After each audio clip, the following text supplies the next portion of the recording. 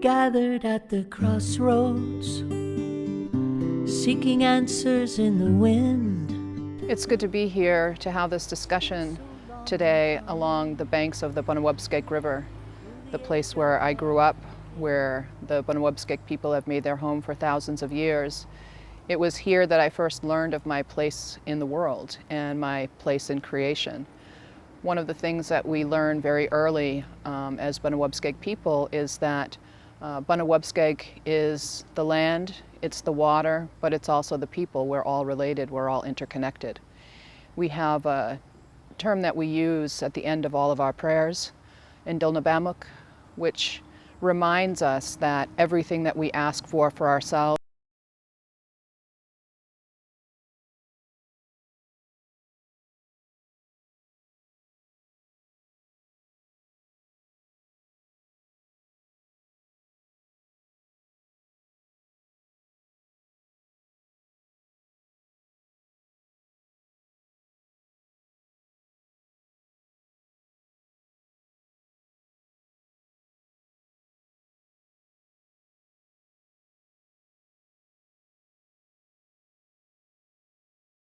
in order for us to have enough, we have to ensure that everyone else has enough. Enough love, enough of the resources required to sustain life, enough safety, all of the things that are required for people to live a life of dignity. And it was here that I first learned those things.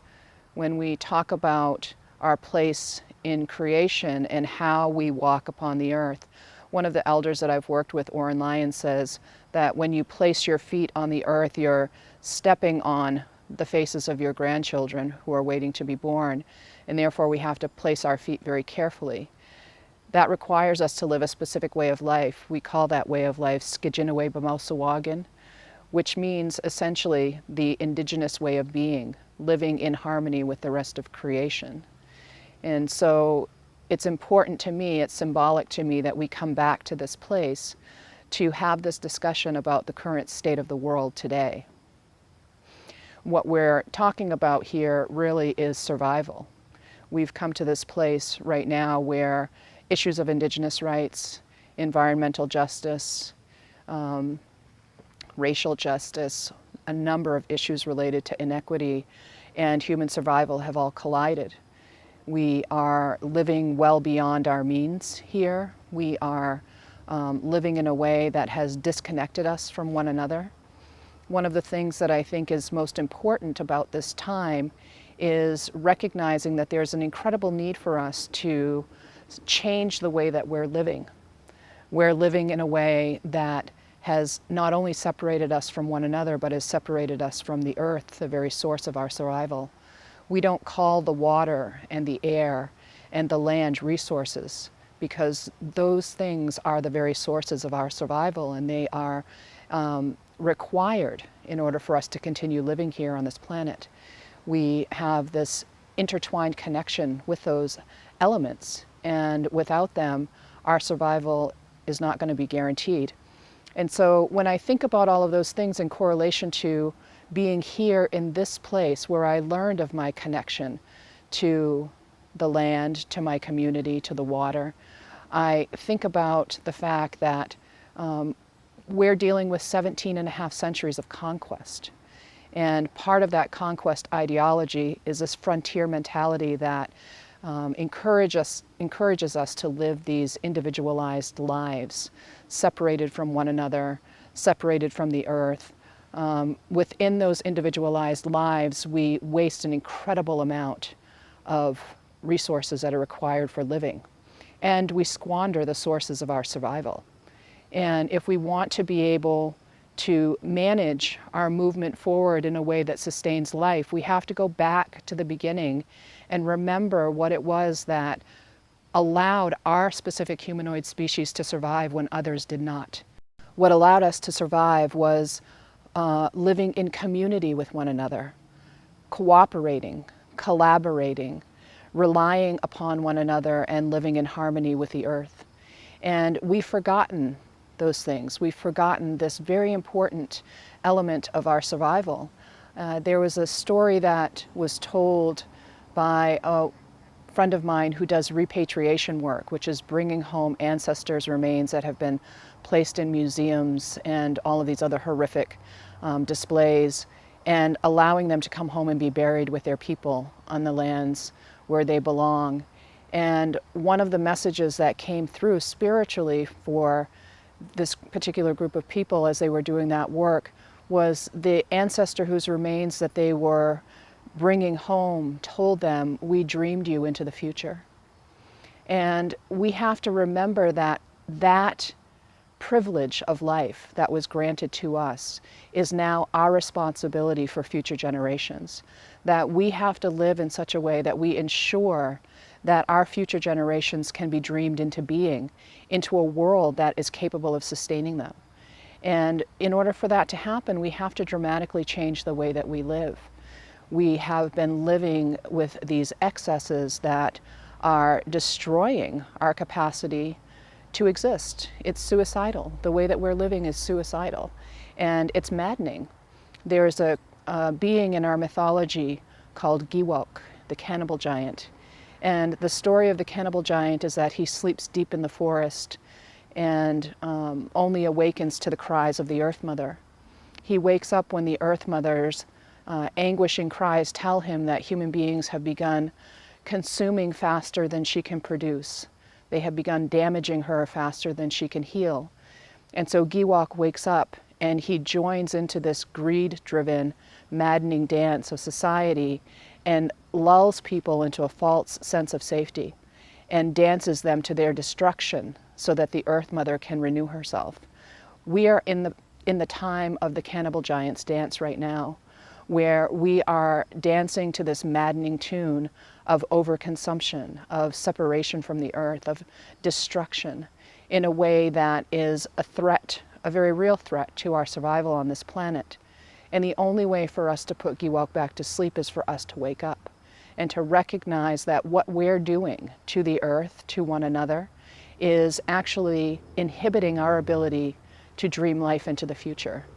We all are born from this long line of impetus of life that perpetuates itself endlessly. And now, maybe for the first time in our history, we have the capacity to eliminate that lineage of life that we come from with not only our overconsumption and our destruction of the planet, but also in the creation of weapons of mass destruction that lead us to believe that we are somehow safer if we can destroy other life. The only way to ensure that our lives are safe are to protect the lives of others, other human beings and other beings within creation. So we're operating under this illusion of safety that history has proven time and time again is false. We are warring with one another in a way that could lead very quickly to the end of life on this planet, to the destruction of all of our ecosystems.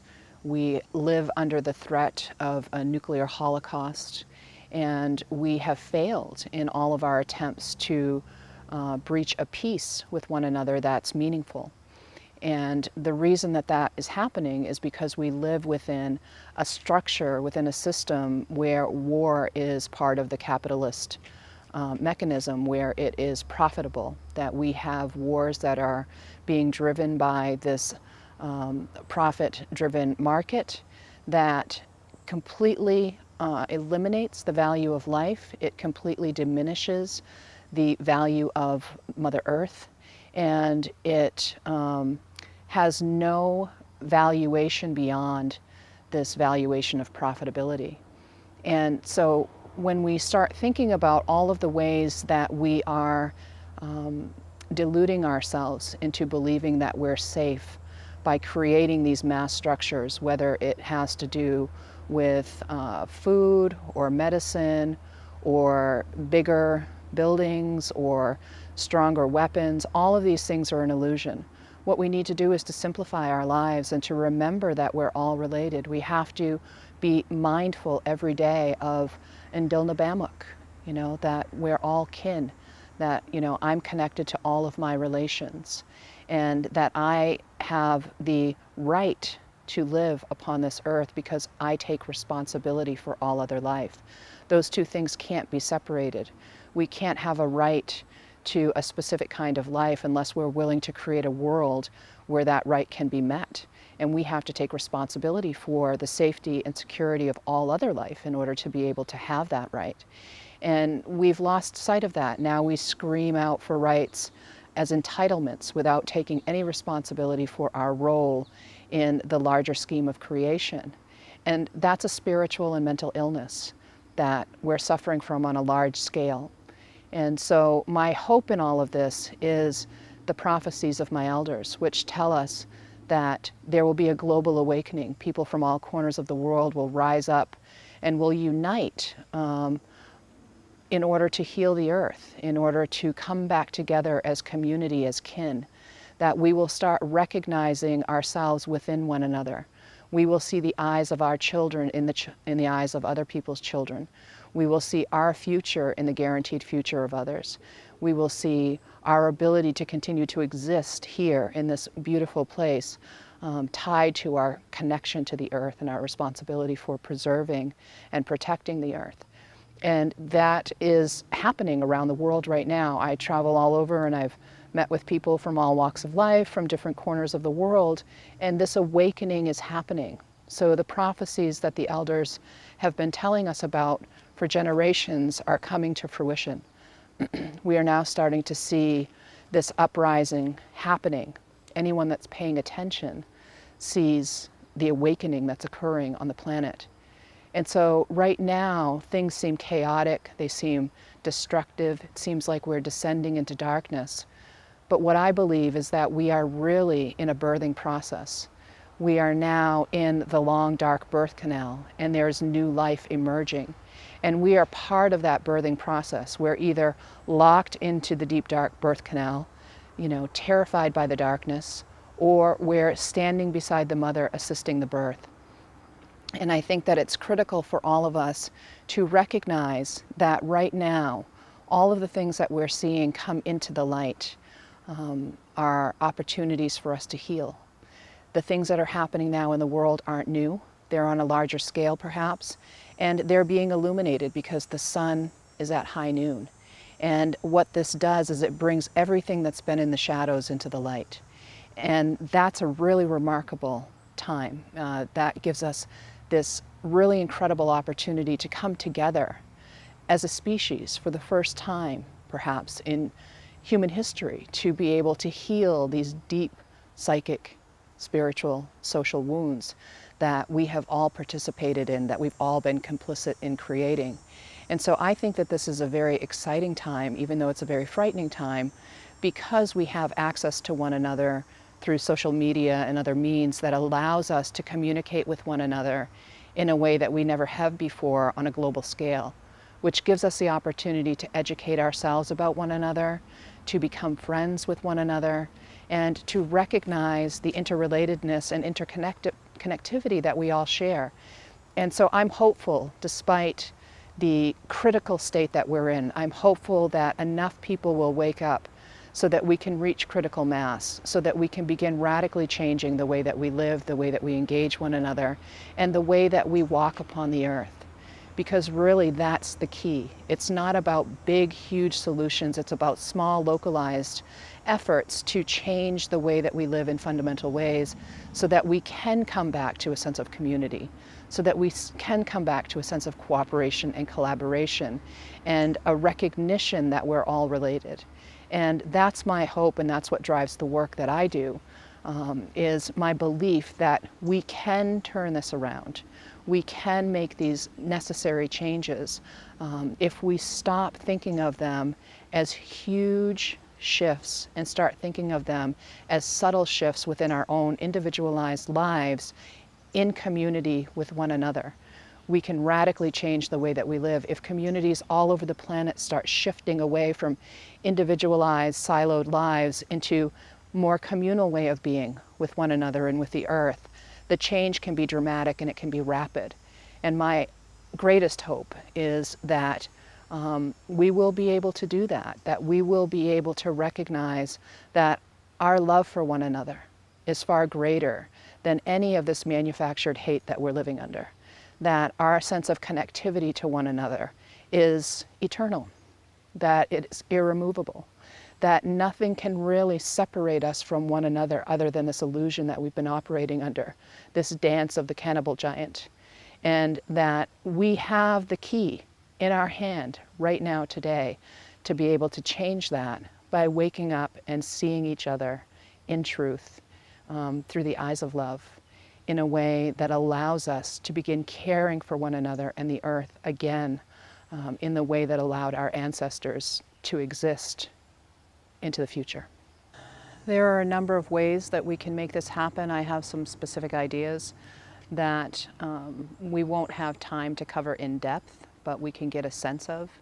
We have to be willing to take charge of our energy sovereignty. We have to be willing to stop participating in the destructive energy market that's been created and start really creating energy in a way that meets our localized needs and also has a harmonious relationship with the earth. We also have to take charge of our food. We have to declare food sovereignty. We have to move out of these destructive markets that are destroying the earth, that are not solving the problems of hunger, that are actually separating us from this very essential source of our survival. And one of the ways that we can do that is to localize our food production. And that's essential because the food industry, the big agri, is responsible for some of the greatest destruction of the environment on this planet. We have to engage in educational sovereignty. We have to take back control over the education of our children, our future leaders, and move them away from these really false ideologies and educational systems that are training them to be a part of the system that's destroying us. We have to teach them to be creative thinkers again. We have to encourage them to look critically at the world in which they're living. We have to inspire them to understand their relationship to one another and to the rest of the world. We also have to start teaching on a broad scale skills of strategic nonviolence.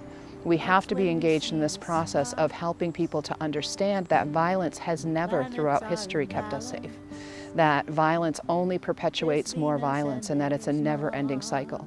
We have to be willing to have the courage to step away from these false senses of safety that have been created by the spin of the military marketing. And we have to be willing to take charge of these aspects of our lives that are only secured by securing the lives of others. And I think if we can start doing those things within our communities, declaring energy sovereignty, food sovereignty, educational sovereignty, and really teaching in a deep, meaningful way practices of strategic nonviolence, then we're going to be able to have a mass of people that are going to be spinning out of those structures and those systems that have a fundamental understanding of a different way of being in the world than the one that we have been living under. And that's going to be essential. We need to have a mass number of people who have the ability to live in a way that is completely different than the way that we've been living. And we have a responsibility for creating that world. We have a responsibility for creating a future that we can step into, where we can't just point and blame and judge and condemn the current systems. We have to be willing to do the work to create something different.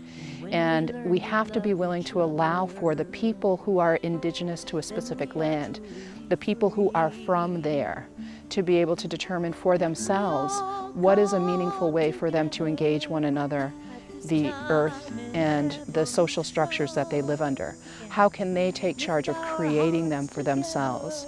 How can they create new governance systems that honor all beings that live within that system, the human beings, the ecosystems, and all other living beings that are part of that system of living.